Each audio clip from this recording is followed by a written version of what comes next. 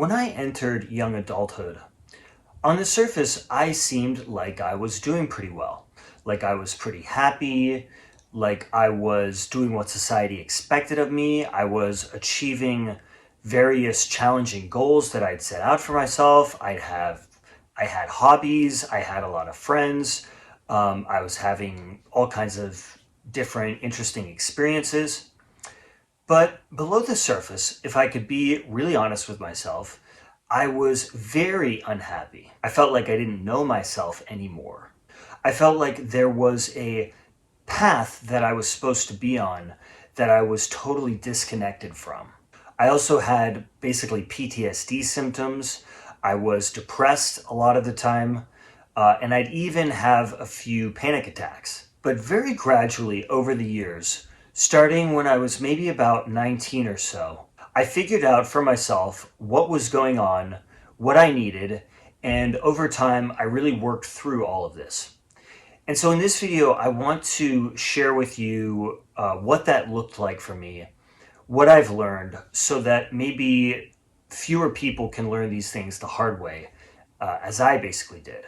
I'm able to see now, looking back, that a lot of what happened to me in my early years was a lot of the dynamics that I've described on this channel, like being stuck in family and school environments that were not, in my estimation, conducive to psychological, emotional, or intellectual development, despite being normal or even positive as far as our society is concerned, and getting pathologized and often punished for resisting this. Being stuck in a family environment where my own real self and my own real depth was not attuned to, where I couldn't become more of my real self, more creative, more empowered, where I had to modify myself and sort of dim myself in order to avoid threats coming from people that had power over me.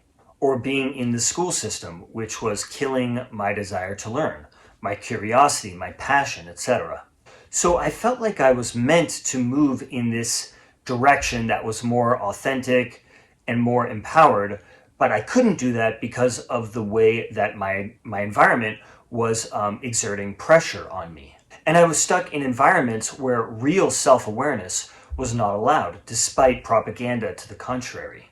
And for a long time in my childhood, I was very aware that these systems were the problem, not me. But I had to basically abandon this perspective and adopt a narrative about me that I was broken, basically in order to survive. Now, that's certainly not to say that I always acted perfectly. I definitely didn't. However, any imperfect behavior that I might have engaged in, I would say had much more to do with being stuck in a situation that was painful, that I couldn't do anything about, that I didn't have any real allies or support in dealing with. And I was basically forced to become a version of myself that I didn't want to be. One that was very compliant, very people-pleasery, one that didn't have any opinions that were going to ruffle anybody's feathers, but who was lacking in purpose, lacking in passion, lacking in a strong sense of self, lacking in the ability to lead.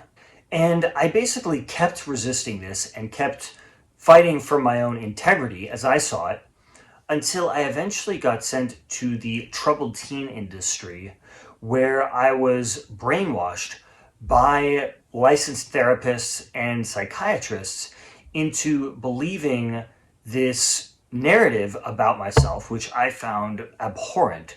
This narrative that basically said that I was pathological for my non-compliance. And this was supposedly professional knowledge that they had that couldn't be questioned.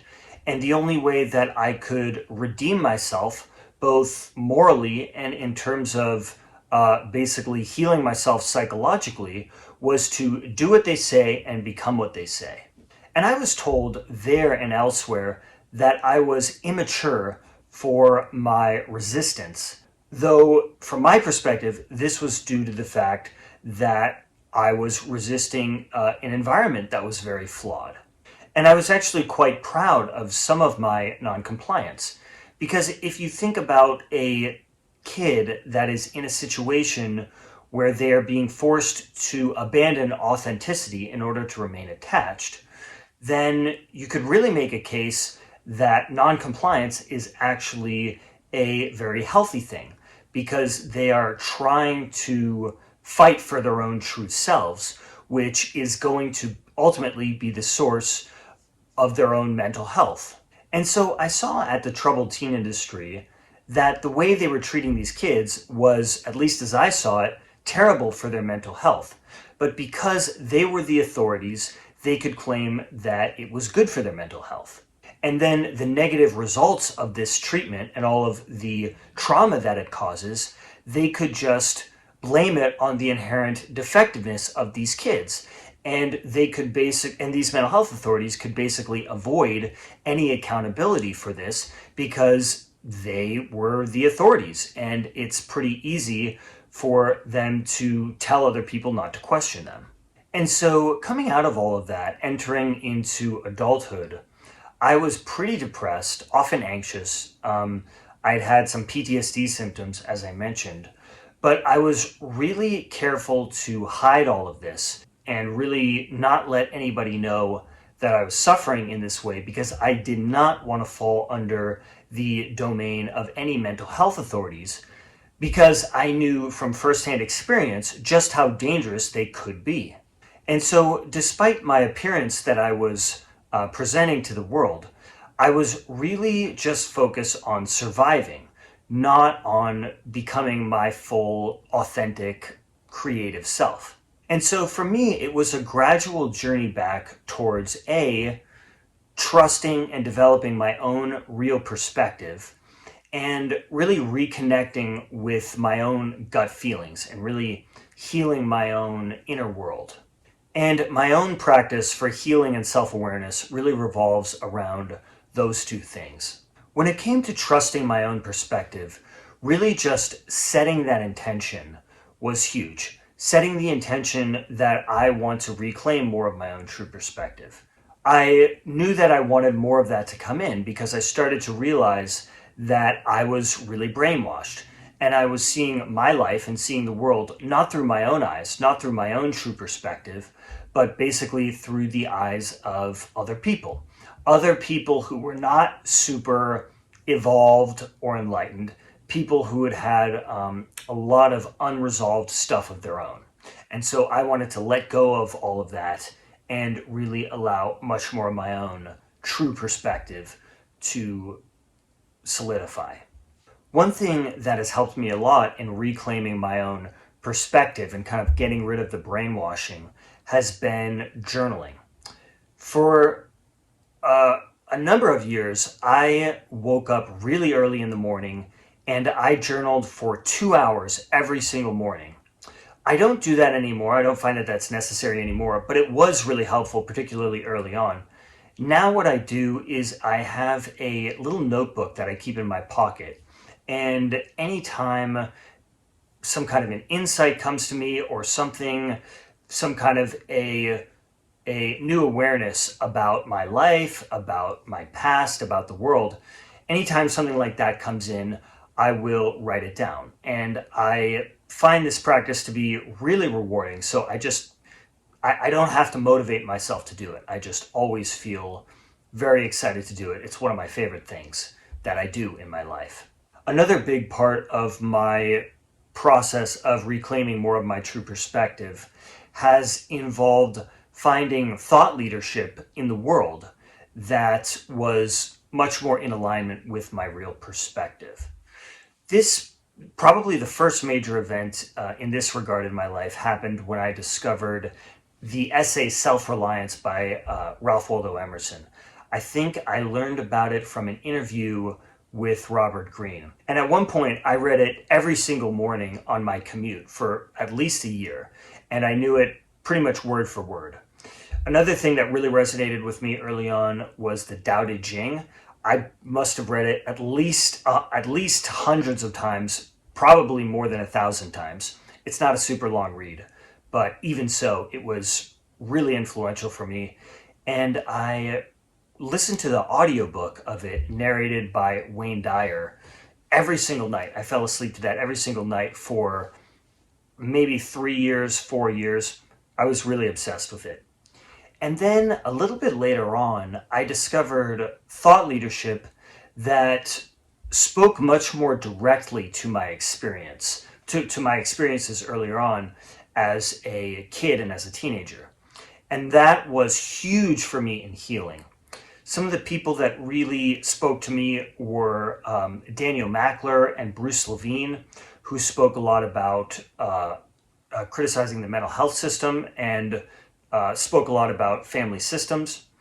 And other people that really resonated with me were people like John Holt, Carol Black, John Gatto, Grace Llewellyn, people who were speaking about education and child development. Discovering all of this was huge for me because as a teenager, I had been led to believe that basically the whole world was against me and that nobody thought about things the way that I did. Nobody saw myself or my life or the world in the way that I actually did. And so I should just abandon my own perspective and adopt theirs. So when I found these people who were speaking to things in a way that was very much in alignment with my own real perspective, that was a huge step for me in terms of healing. Another huge step of this journey for me has involved finding support from like-minded people who slowly emerged. For a long time, again, as I said, I felt completely alone. I felt like nobody was going to really, I wasn't going to be able to find anybody that was truly on my side. So I might as well just completely abandon my own side, which I did for a long time, unfortunately. But slowly I found more and more people that did resonate more with who I truly am. And finding that support has just been huge. But for the most part, they didn't really come until after I decided to be that support for myself.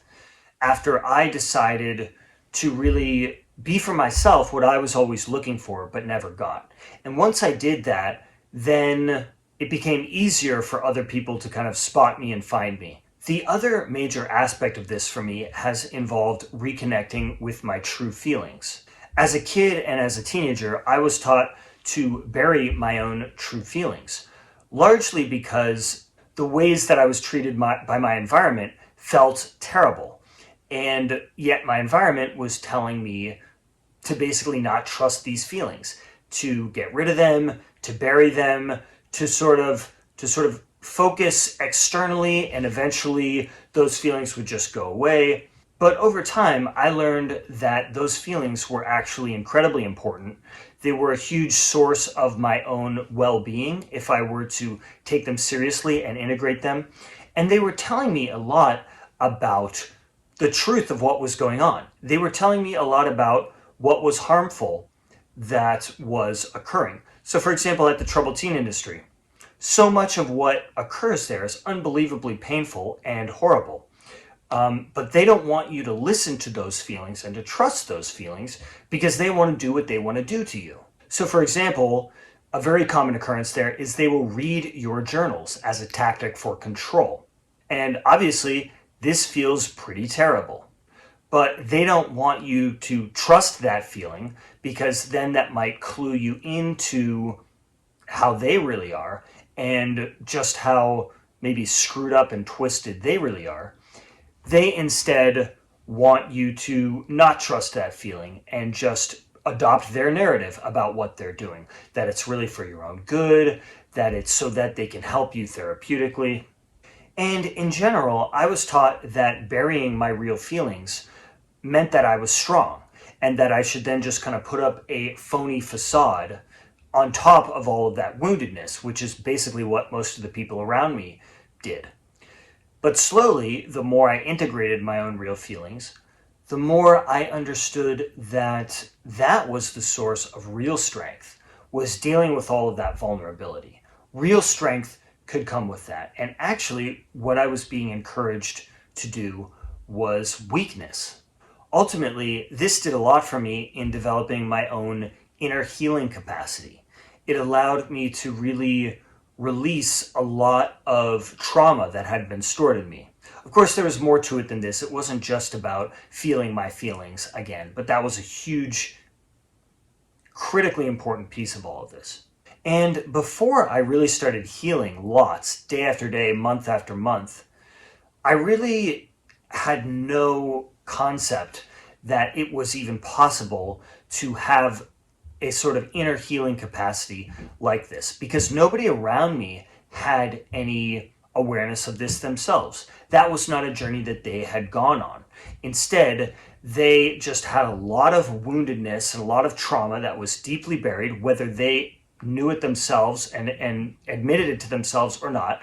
It was there, and instead they just found ways to kind of cope with it and to sort of be in denial of it. But I slowly started to realize that all of that stuff buried deep within me could actually be dealt with and be transformed. And I saw just the tremendous power in that. Now, at a certain point, I started to realize that the way that I was feeling, meaning the way that I was feeling pretty terrible most of the time, was not due to something inherently wrong with me. It wasn't mental illness, at least not from my perspective. It was really due to the fact that I was in need of healing.